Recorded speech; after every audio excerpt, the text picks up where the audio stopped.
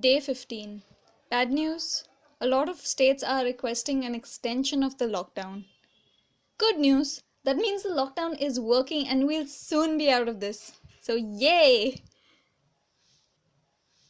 I am your host, Caroline D'Souza, and you are listening to Can't Be Contained.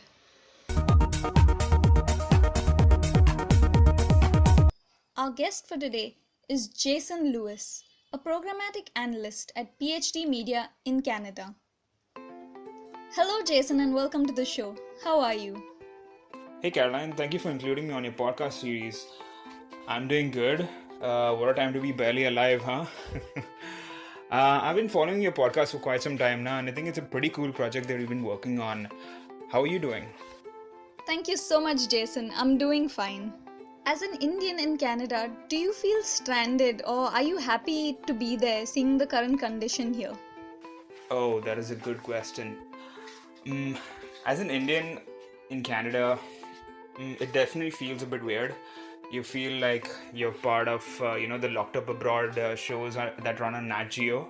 Um, I think everyone's trying to make sense of the whole situation right now, no matter wherever they are. Yes, I do see a lot of videos doing their rounds on WhatsApp and Facebook about the whole situation in India. I mean, it irritates me to the core on how some people or some police guys are handling the whole thing. I'm definitely not happy as my parents are there and I worry about them managing things on their own. And I think many other people might be in a similar position as they feel helpless and they want to just be anywhere except their house. So, yeah, it's definitely not a good situation to be in right now. Right. So, which part of Canada are you in and what's the situation like there? So, I live on the outskirts of Toronto in a city called Etobicoke.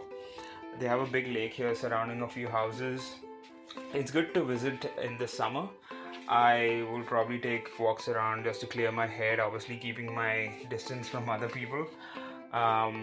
Talking about the situation, it's not good. Cases are rising, and most of them are from downtown Toronto. The curve is a bit steep rather than slowing down. It was in the news a few days back that the whole work from home scene might go on for a few more months, as if the weeks weren't long enough. And it's not easy for everyone. I mean, at the start of the day, I open my laptop, and at the end of the day, I close my laptop, and I'm still in the same place. I mean, you're not doing the same thing like you used to do before, like traveling back home, looking outside, at the cars, the trees, the people, etc. I mean, timelines on things like taxes, paying your mortgage on your house, work permits, and applications have all been extended, which is a good thing for people. It's good that the government is doing its part in helping people, get through this together. People are practicing things like social distancing. Those who don't are, fined $5,000 if they're in a group of more than 5 people. You can go out for essential things like groceries and medical supplies. Like just the other day, I went grocery shopping and I was amazed at the level of seriousness people are taking this pandemic. It's good to see them taking action by making people stand out in a line to limit the people who enter in, just so that the low numbers in the store help people in keeping their distance from one another. So I really commend those grocery owners. Wow. Okay, so what do you think of the 21-day lockdown in comparison to the measures Canada has taken to contain the virus? Yeah, so it's not easy to say what's going on in the minds of people stuck in their homes for 21 days. But that being said, it's so people stay safe and the virus doesn't spread. I believe the police are doing their part, but not the humane way. I hear stories of vegetable vendors being subject to a temperature reading before entering a building to sell. So that's good. I mean, I feel lights and banging dish covers don't help one bit.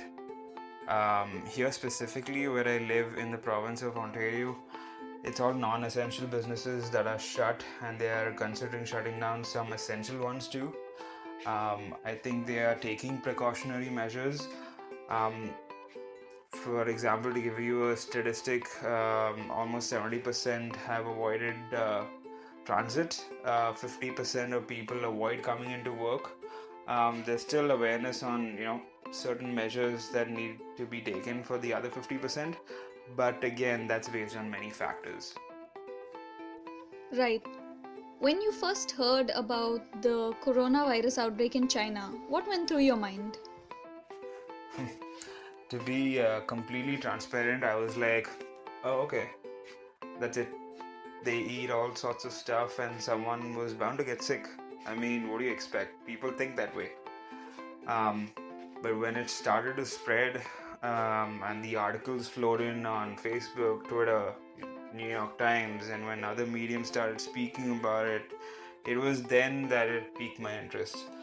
Um, when a few of my campaigns, online campaigns, started being paused, it hit not only my agency but other agencies who had campaigns running as well. It is bad. There is no denying it in the biz world and even in the ad agency world. Basically, everyone's project management deadlines and business plans are out of the window.